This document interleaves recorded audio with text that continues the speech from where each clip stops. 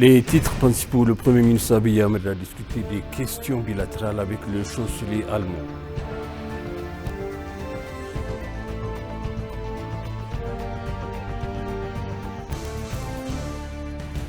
La plus haute délégation du Parti de la Prospérité a visité le musée du Parti communiste chinois.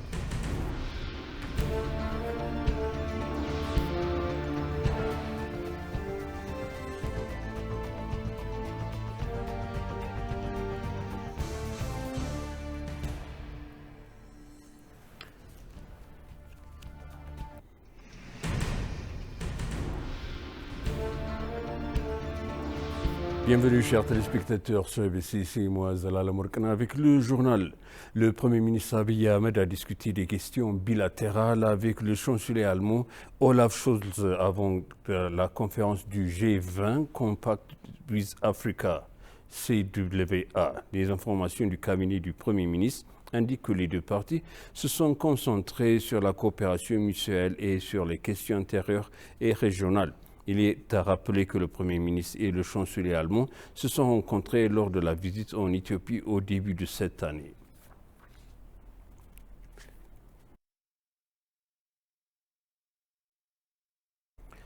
Le vice-président cubain Salvador Valles Mesa, en visite de travail en Éthiopie, a déposé une couronne de fleurs devant le statue commémoratif érigé à Addis Abeba en hommage des soldats cubains qui ont perdu la vie en soutenant l'Éthiopie. Le vice-président a rendu hommage aux soldats qui ont sacrifié leur vie pour aider l'Éthiopie dans la lutte contre l'armée invasion de Siad Barre de Somalie en 1975 au parc de l'amitié éthio-cubain de la capitale.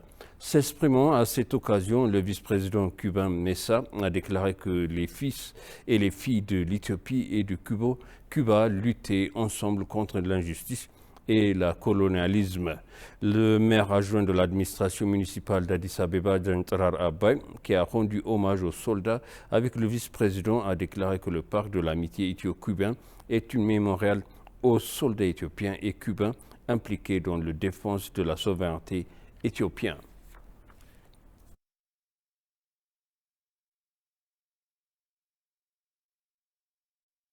La plus haute délégation du Parti de la Prospérité, conduite par le vice-président du parti Adam Farah, a visité le musée du Parti communiste chinois. Au cours de la visite, le groupe a observé l'origine historique du Parti communiste chinois, son parcours de développement et le rôle joué par le parti dans le succès du développement économique de la Chine. Il a également été mentionné que la délégation s'est rendue compte qu'en développant la culture du travail des Éthiopiens, chaque citoyen peut jouer son rôle dans le développement économique du pays. Les informations de l'ambassade éthiopienne à Pékin indiquent que la délégation a été informée par l'autorité portuaire chinoise des activités du port et des activités générales d'expansion au cours de la visite.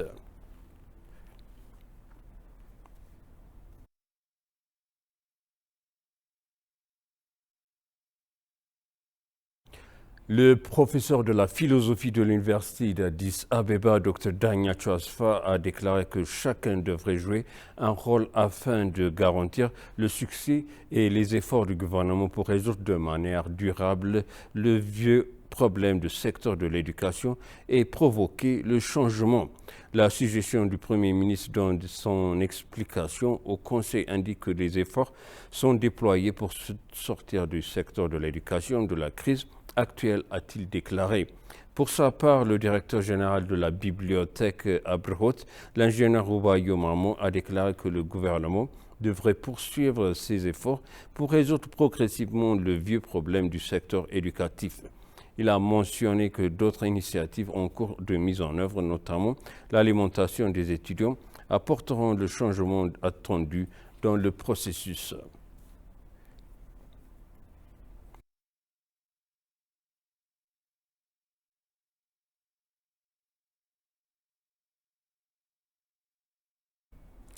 La maire d'Addis Abeba, Adanej Abebe, dans un message publié sur sa page de médias sociaux concernant la visite du dirigeant, a déclaré que les dirigeants du gouvernement de toutes les régions du pays sont formés au centre de formation d'Addis Abeba pour la 13e cycle intitulé de la dette à la récompense. Elle a dit qu'elle a visité les immenses projets axés sur la population qui sont réalisés pour faire d'Addis Abeba un pôle de prospérité. La maire Adanej Abebe a déclaré que les travaux que nous avons réalisés à Addis Abeba, qui est notre foyer, à tout s'étendront à d'autres régions de notre pays et renforceront notre travail intégré et coordonné.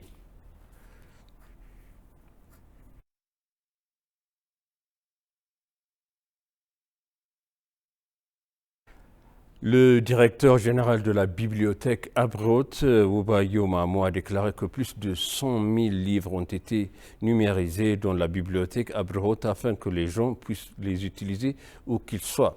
Le directeur a déclaré que plus de 400 000 livres de la bibliothèque ont été automatisés, ainsi que le secteur peut trouver rapidement le livre qu'il souhaite.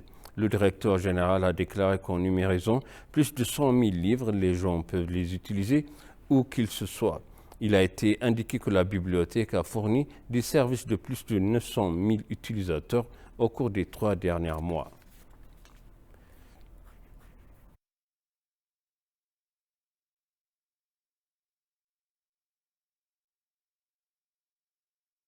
Les équipes conjointes des Nations Unies, dirigées par l'Organisation mondiale de la santé, a visité l'hôpital Al-Shifa sous contrôle militaire israélien et a décrit l'établissement comme une zone de la mort. L'équipe médicale conjointe dirigée par l'Organisation mondiale de la santé a évalué l'hôpital pendant 1 heure et a signalé que les chambres de l'hôpital avaient été attaquées.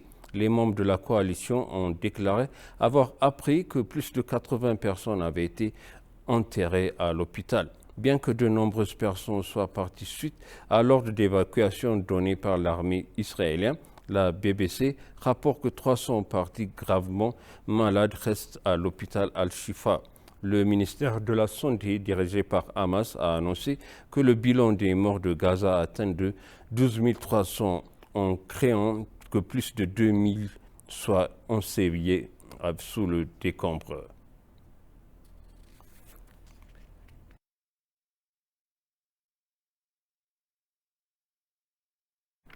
Et maintenant, je rappelle les titres principaux.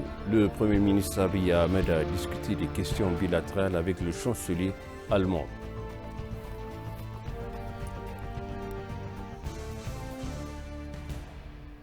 Les plus hautes délégations du Parti de la Prospérité ont visité le musée du Parti communiste chinois à Pékin.